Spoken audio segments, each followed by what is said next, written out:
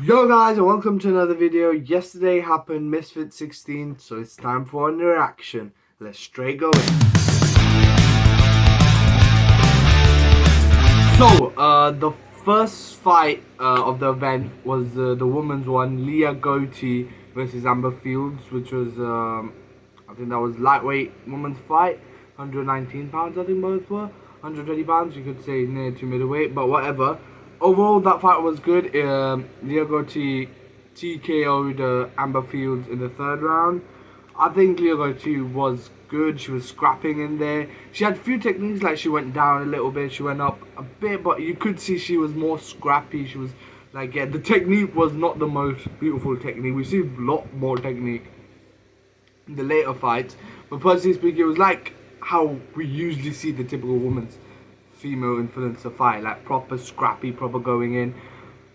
And I think the fight I would love to see Leah go in next is with what's her name, Alexia Grace, because she fights like that as well, proper scrappy, proper going in.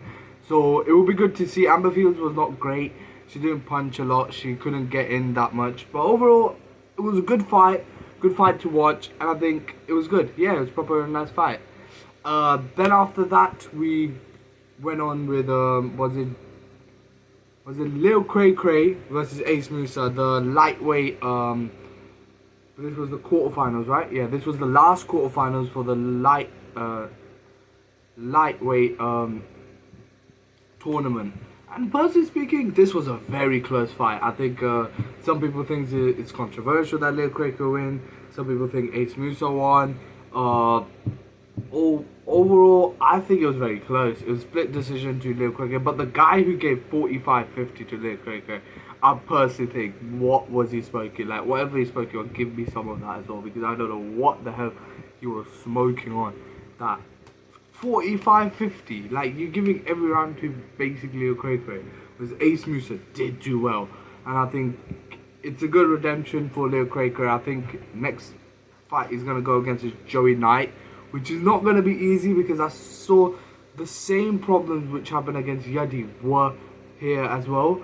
But at the same time, it was a 1 week notice. For 1 week notice and winning it, fair enough. Some people were saying robbery. I don't think it's a robbery. I think Leo Craig did had some more bigger volume moments, but Ace Musa was good as well.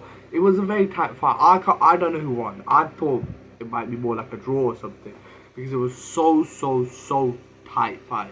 110% I disagree with the guy who gave 45-50. That is outrageous. But overall, good fight. 1 week notice, smashed it. And yeah, I can't lie, it was very good. It was a good fight to watch. I can't lie, the whole event was good. The whole event was nice. Especially the last three fights, which I'm going to talk about, were just wow. But yeah, Lil Cray Cray vs Musa, I would say, was a good fight. Good starting. It started off well. And yeah, and I think very controversial, but very tight match. Next up we had was John Ingram v Ryan Schwartzberg, Ryan the Lion as they call him. I can't like that guy actually has a fucking like heart or something, man. Bro was getting hit by John Ingram. John Ingram was decent. I think he could have been better. Obviously he's a pro. He knocked 4 people out in his last match, but Ryan, I think, posed more danger to him. Personally speaking, John Ingram, I think he was in linked fight Dean as well. I think he could, but I was there were 2 fights. There's good skill shows on here. I can't like good pro skill show, proper going in. He was, I think he was dodging, chibbing. I'm not amazing boxing analyst, but overall he looked very good. And yeah, and I don't know who will go next. I think apparently he was linked with the Dean fight. So if Dean wins against this guy he's fighting right now, and they're the winner of the tournament, maybe that could be a good fight for him. But let's see how it goes. Overall, John was good. He went down. Ryan had the heart. He was showing it. But yeah, let's see where he goes from there. Then we go, I think from here, like the fights were good. Like it was like, yeah, I'm happy. But from here, it just went up, like literally. Yadi Gang v Archie King. I would say King had few moments, but the whole fight was taken away from Yadi Gang. Even at the end, King was clapping as well. Like he did not celebrate or anything. He knew he lost. He knew he was finished. Like I will always say, King looks good, as I said, and he has the technique a little bit, but he can't. He's just too scared to throw. He reminds me Deji v Alex Wasabi. He had the the stuff. He had the heart. He had everything, but he just did not have the lion to throw the bloody, punches. He had the skills. He had the pop weave, but he didn't have the energy, or I don't know what, to actually go and punch him. And that's the same thing happened with Puliarov. Same thing happened with the Adi gang.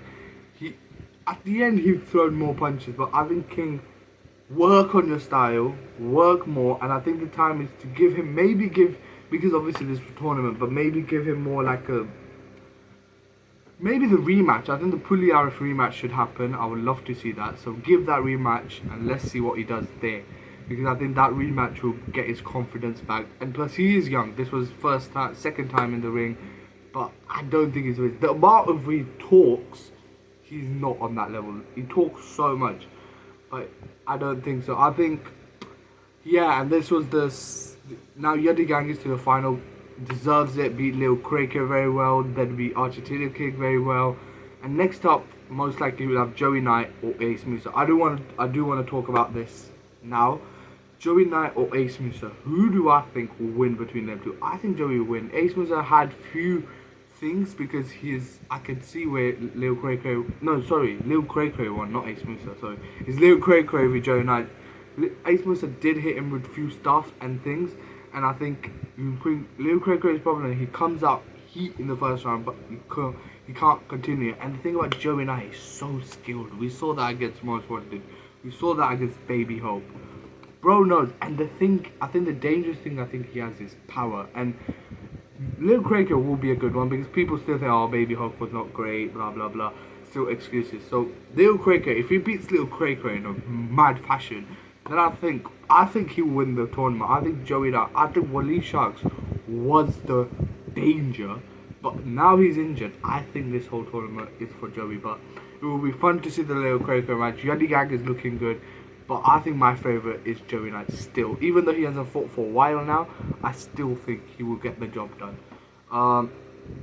Now, let's go on with the co-main event. Anthony Taylor v Samuel Erickson. We have got, I did not expect this, but we got a new Anthony Taylor, baby. This Anthony Taylor does not hug. This Anthony Taylor does not come rushing in. This Anthony Taylor does not fight dirty. This Anthony Taylor fights clean.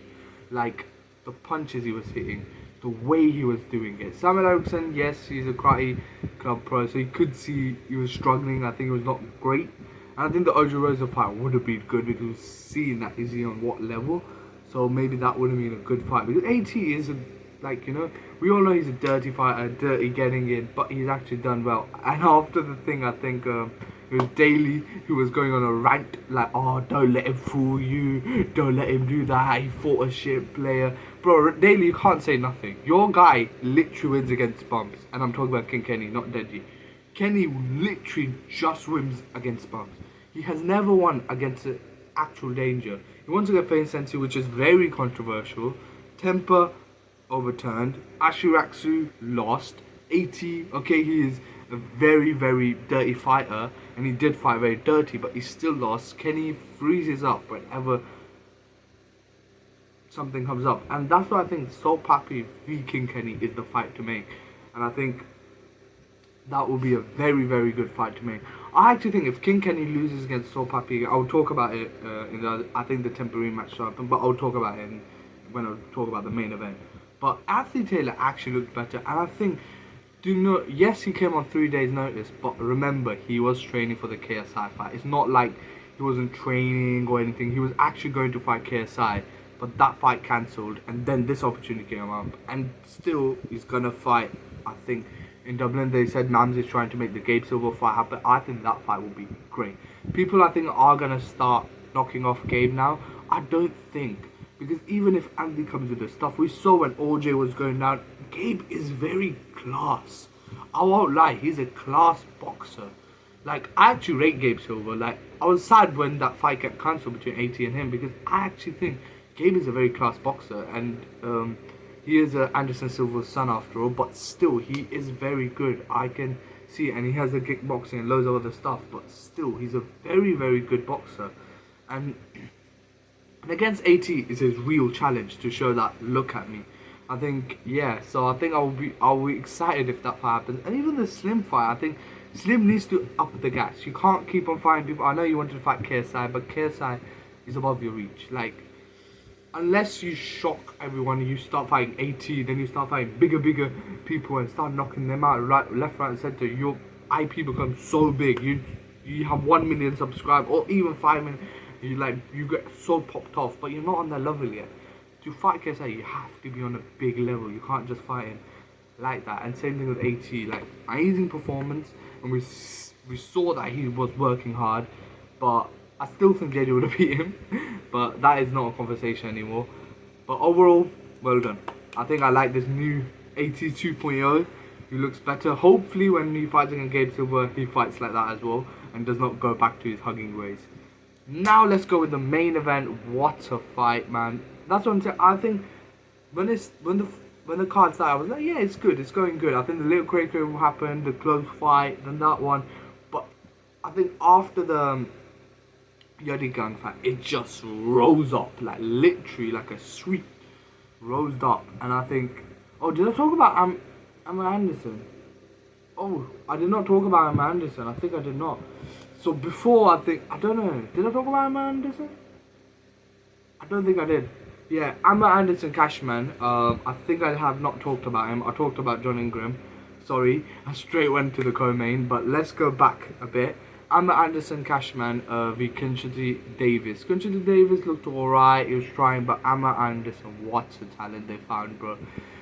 They did say you could see why he was an amateur, whatever he was, because wow, what a class way he was fighting. Like the way he was feeding down, punching up. It was a third round knockout.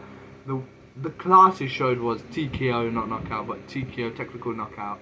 The way he was fighting was so beautiful. Like I would love to see who he fights next. It will be very good. Obviously, they're gonna keep him, and I'm most likely gonna make him fight other pros and stuff. So he looked very good. He looked very good, and I think let's see who he fight up next. And yeah, that's what I want to say. He looked class. He looked like a proper pro boxer, which he is. Now let's go with the main event. Face Temper v Josh Buckner. Is it time to retire for Temper? I don't know. Obviously, he was in his pose. He said the elbow. I looked at it. It's not elbow. The elbow came here, like here, like here. It hit like that. It wasn't like, it was actually a punch, and he did punch like 1, 2, 3, 4. Then he followed up. Now the KSI one was a full-on elbow to Joe Fun. That was an elbow. Like it was only one punch, and he got. Whereas the Josh Buckner first knockout was few punches, and then a right hook, and it just hit the chin a little bit. It just scraped it. But I don't think it's a knockout. But even if it is the second KO, that was clear knockout, and I think. Personally speaking, he has a glass chin. Whenever pressure comes, he crumbles. And as I said, the next fight for Temper is Kenny rematch. If Kenny loses against Soul Papi, the rematch has to happen. And I think whoever wins that rematch should continue, and whoever loses that rematch, it's time to say bye bye. Because if I feel sorry for Temper just seeing him get knocked out left, right, and center now. Like he's such a nice dude. And it's sad to see him just getting knocked out left, right, and center. Maybe he needs to change his coaches or something, because whenever pressure comes, he crumbles. It's like he gets knocked out. He has a glass chin. He cannot survive. And Josh Buckner, fair enough. What a fight he did. And I think his next fight, and he looks improved from the Salt Papi fight. A lot improved. Even I think more improved from the Chase Demore fight he won as well. Like he looks very improved. With BJ Flores now as well, very good technique going in. I think the next fight most likely is Le'Veon Bell. Will this BJ Flores fighter beat Le'Veon? Let's see, because I think it is, and I think the David Cornish one and DTG, I think they two fight. I think that will make more sense, because I think I do want to see Le'Veon v Josh Buckner more in the semi-finals, and I think the final DTG whoever wins. I think most people think Le'Veon will win. I think Josh Buckner, don't count him out. He has fought for longer than Tristan Ham just fought, whereas he fought longer. But the thing about Le'Veon, he is very class. He doesn't win by knockouts. He's not going to knock anyone out, but he knows how to fight, which is like, you know, and he's quite athletic as well. So let's see. I think the tournaments are doing very well, and obviously Dublin card is coming soon as well. I'm excited for that. Unfortunately, I won't be able to cover because as I said I'm going somewhere. But when also they've announced the September card. That 100% I will review, prediction, all that will come out. I might make a video about it. I'm not sure yet, but see you in the next one. Peace.